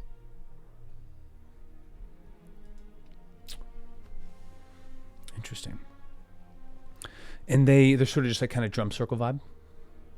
Yeah, a little bit like that. Cool. One person that's familiar to you. You see Emery kind of sitting there. He's banging out. That's so funny. I'm like, I kind of have beef with him, but I'm not willing to sort of let it be shown. So, okay, great. So I'm gonna clock that and do my best to try to clock some of his like bandmates or associates. Just do the best I can to mark their faces, and then I'm gonna hike up my skirts and return to the odds maker as quick as I can. So go ahead and make an athletics check. What the hell? See how fast you run. This ain't gonna be great. That is a 9. 9. Okay, so it's not your best, and the heat of the day and the walking up in these like kind of long skirts that you are wearing, like the heat has kind of been bearing down on you and sticking to your legs and clothes as you kind of trudge through, and the sun is going low, and you get to the docks about, as the sun is kind of just crest below the horizon, maybe it's just a sliver left as it's kind of sheening across, and a lot of people are packing up. There's not as much activity on the docks. A few papers kind of closed up, shops kind of put away, and the odds maker is gone. What? Are you fucking kidding me? What the fuck? God damn it. She is absolutely like bottomed out. Her stomach is flipping. God damn it. I should have killed that pregnant bitch. No. Okay, I'm going to that sounds very aggressive. That was in character. I should have killed that pregnant bitch. Sounds like her. Yeah, yeah. So she's so freaked. She's gonna run and like just make sure that it's not somewhere else on the dock or the port. And she's gonna send Make an investigation check. Okay, cool. She's going to then send that's kind of cocked. Fuck. That's an 11. 11. I think in there you see like the ship that was behind you that's still there. The odds maker doesn't look anywhere, She's absolutely rocked. Damn. She is going to. She's like kind of starting to panic, and when she does so, she's like super kind of flighty. I think her first move. Does she kind of have all of her stuff on her? Is that fair to say? No, like Shit. all of your supplies. No, I don't have it. You came up on the boat with, you have. Oh fuck. Well, I don't know if I would have. I would have left with my weighted dice and my spell book for sure. I have extra parchment in the spell book. I don't think I would have brought my disguise kit though, unfortunately. Shit. So, damn, dude, she's devastated. She's gonna go and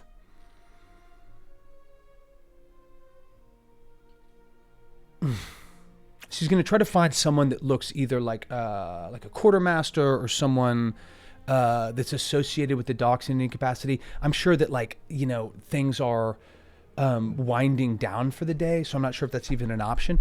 But she's basically make a perception check. Okay, here we go. Fuck. 10. Takes a while, and the sun's now gone down, and I think your mania of missing your ride or being left or forgotten gets to you, and then you hear a kind of a stranger's voice behind you. "Mm, Gabriella Dupont." And like I almost cast Mage Armor in that moment, but I don't. I'm like, yeah. I turn around. There, this is left for you. And it's a man. He's like a tall, maybe mid-40s man, kind of spindly, got a little bit of a belly that's kind of showing through his open vest, and he kind of he hands you your scholar's pack, which has, you kind of look and it's got all of your things in it. Anyway, they told that you would be coming for this. Who gave this to you? It's the ship, the black-bearded gentleman, the oddsmaker. Yes. And it left port. No, hours ago. Okay. Then thank you. Yeah. And she's like desperately trying not to cry. She Welcome to Parafino. And he walks off. Wait, say it one more time. Sorry. He says, "Welcome to Parafino." What the fuck? This isn't even Ravenport? Oh, sorry, it's the same. You call Ravensport because of the rock looks like a raven. We call Parafino because of history and tradition. Yeah, okay, Parafino. Fuck. And as he kind of walks off, and I know we're getting to our end time, we went a little over, but he walks off. Underneath, there's these kind of porch lights that have kind of started being lit around town and on the docks. And you see an older gentleman kind of walking towards you without his backpack. Is it Marcellus? Yeah. And he walks up to you. Marcellus, I'm not sure how to even what to say, but I think something happened where my father had to. I'm not sure. Something happened and they had to leave. They had to leave port. And he takes you. He puts his arm around you and brings you in. It's okay. Yeah. He left all of my things. He left it here with one of some men. He left me. Why would he? Why would he do that?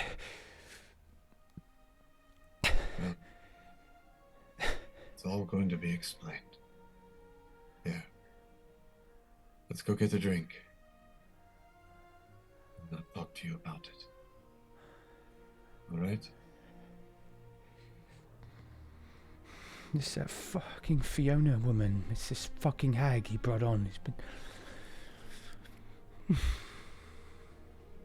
Yeah. And Gabriella, those potions that you have on you, they can buy you a first-class ticket back home. And if you'd like... And he holds up the letter that you carried to him. I owe your father a great favor. I believe it is his wish that you stay here with me. What? But I don't want that. Why wouldn't he even tell me? Why would I be here? Why? Is this? No, I don't. And she sort of keeps like looking back, like to the like the port to the south, basically, and knows that she's not going to see shit. And I think probably also situationally, like in a very weird, like uncommon way for her, brought on by panic, is like completely checked out from Marcellus. Like here's him, but is in a combination panic, but like is just desperate not to like lose her composure. Occasionally her eyes like wash over with white as she pops into Albie's eyes, hoping to see anything in the fading light, and not. And she comes back. I think if I sell these potions and return to Parspun, it will be to do something that I don't want to do. Can you teach me to make potions? Yes, that's what you'd like. Yeah, it is. Yeah, let's get that drink, and I'd like to know what in the bloody blazes you could owe my father that would justify him abandoning his blood. Yeah, lead on. You see her like going through her things and like borderline catatonic, is like completely withdrawn, like is, you know, porcelain in that sense. Yeah. Well, Gabriella, I can make incredible potions, but sometimes the only cure is a good stiff drink. And he is by this kind of storefront, and he gets a bottle, but let us do it the Parafino way. Down to the rocks. And he pops the cork, takes a swig, and hands it to you. I take it and pull back on it, and I think it burns, but I think I'm able to, you know. Yeah, it's not like a harsh liquor. It's more like a sweet wine. And with like a rum flavor and Parker. You have a great gift of knowledge. There are many things the islands can teach you. You see her like definitely poke up at this. Marcellus, are you capable of weaving magic? For a long time. This is what you wish. It is, yeah. I'd like to learn as much from you as quickly as I can. And she reaches into like wherever the fuck, I guess it's in that bag. And you see her like pull out like literally everything of value she has. She brings out 16 gold pieces and the 1 silver, and the 2 charcoal pencils that remain. And she's like, this is all I have, but if you have anything that is you think magical, I could help you identify what it might be. And I learn quickly. I'm a good student. I'm a good You'll pupil. Be just fine, Gabriella. Calm down. Breathe. Take another drink. Yeah. And that another pouch that you had, that you will put those potions in there. Don't show anybody you have them. All right. The rest will be fine. Anyhow, all will be explained. And he kind of finds a nice rock to sit, kind of looking over the marine, and you can see the silhouettes of these bobbing, strange ships. Not the same kind of ships that you have where you're from. These are more local, kind of smaller vessels. And he kind of puts his hand on the back of your head, and you can see he's got a little tear kind of coming in his eye. Yeah. We'll just have to figure this out together, girl. I think that's a good place to end it there. Yeah. Damn, dude. Brutal. So fucking cool, dude. And so brutal at the same time. I love it.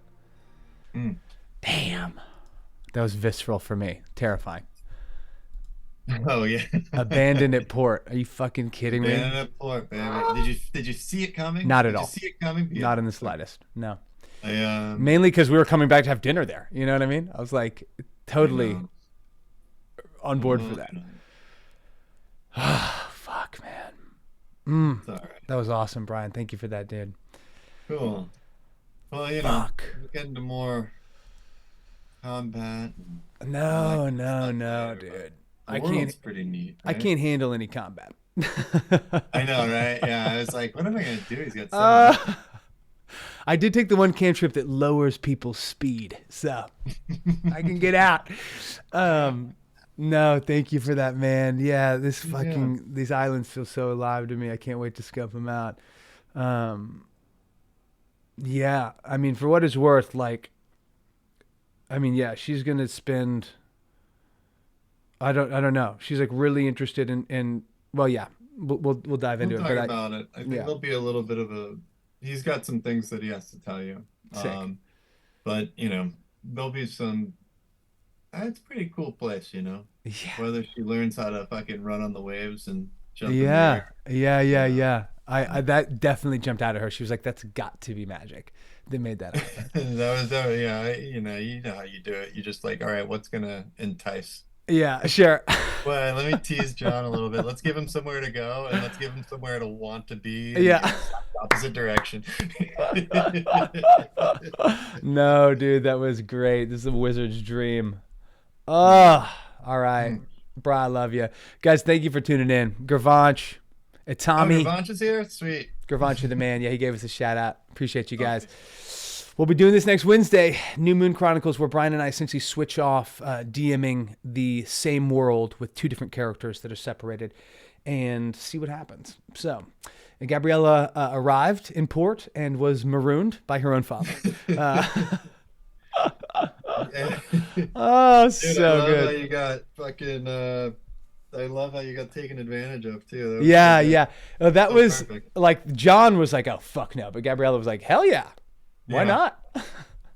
And that's lifted completely from even our Thailand, honeymoon in Thailand. You know, it was just we got taken dude. straight to Spot the a place where American. they sold silk suits.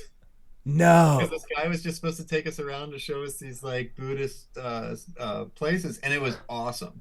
Like we got, he was like showing us these like great places. Like this is fucking rad. What a deal, you Yeah, know? yeah. And then he's like, "Well, there's this place they sell like these beautiful fine like Thai." We go there, and it's like just trying to sell these Oh, like I fucking love suits. that, dude. That's I'm like, looking you're at like, you, this and there's is. like three other couples that are exactly Yeah, like yeah, the yeah. same as us. We're Everyone looks like, at each other. You're like, we're getting boned. What is this? we like ran. We just started fucking running. No, man. That's definitely like the most like standoffish you need to be as a tourist. It's Oh, like in those it's situations, so like bad. back up.